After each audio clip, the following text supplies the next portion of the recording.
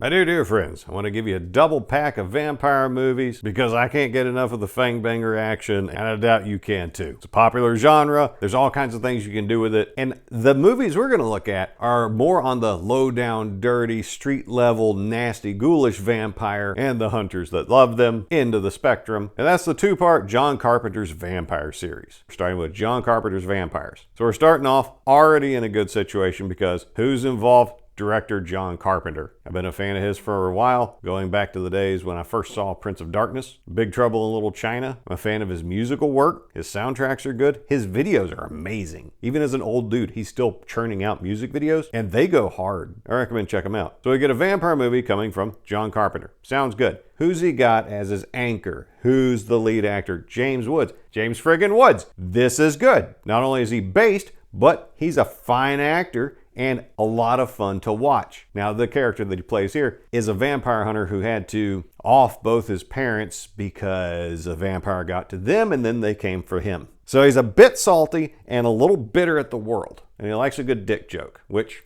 who doesn't? And he and his vampire team are working for a Catholic organization that goes around hunting down vampires. The movie starts off well, with them methodically executing a raid on a suspected vampire nest. So while the hunters are slightly incompetent on their way in, you do get the sense of we're going up against something really bad and this could go sideways, and that sense of threat is in the air. We get introduced to it early and it stays with us through the movie, which is great. You need the atmosphere to make the more tedious scenes work, because not every scene can be nonstop fangs and firearms. So things go mostly to plan at the raid in the beginning, but they're missing something. They didn't get the master vampire. So while that eats at James Woods, the flunky vampire hunters get a bunch of booze, prostitutes, have a big old party where they tell everybody that they're vampire hunters, really bad OPSEC, and then, oh, the master vampire, he shows up and hijinks ensue. Now, the master vampire in this movie, he's legit. He's well performed, he's threatening, he carries himself well. I don't think he's overbuilt as a villain, as an existential threat, which sometimes movies can get a bit corny in that he's a 10,000-year-old god of death and he's devoured empires, but this lonesome poke is going to take him out. And his origin is a little interesting. He's not Cain, the guy who killed his brother Abel. He's not Dracula. He's something different, novel, and I liked it. But James Woods gets a couple characters that spend a lot of time on screen to help him carry the movie besides the vampire. We get his sidekick,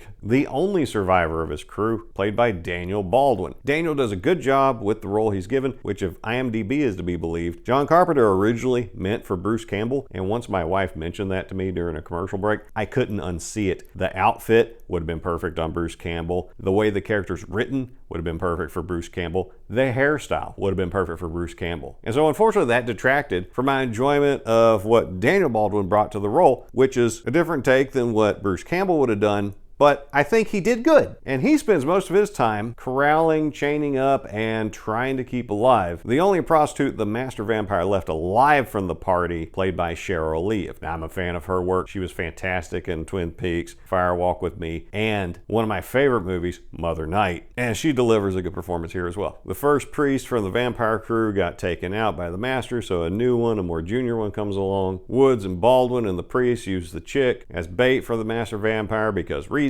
They hunt him down, and hijinks ensue. A very satisfying movie. I liked it. And if this bit of trivia from IMDb is true, right before they got started making the movie, they had a budget cut of 2/3 of the budget, which is enough to make me want to say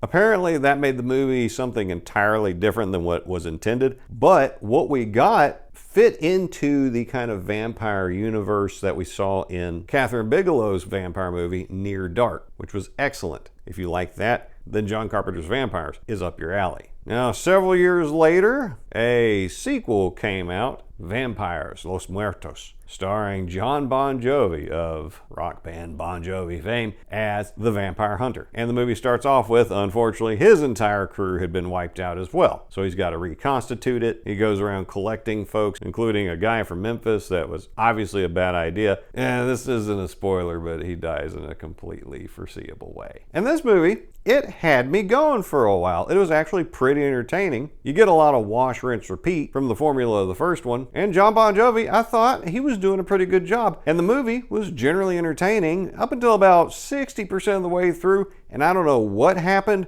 but it seemed like everybody stopped caring. The script got bad, the dialogue got sloppier, John Bon Jovi seemed to care less, all the actors seemed to care less. It's like something happened on set that just made everybody deflate, and it comes across in the movie. But even with that said, this is like a top-tier sci-fi channel produced movie, which isn't fantastic, but it's not terrible. So this is like a solid C. You could do worse. So like a 6.5 out of 10. If you're bored or you just want more vampire movie, this will do. But it's nowhere near as good as the probably 8 out of 10 that we got from the original. And the key is, in the sequel, it says John Carpenter presents.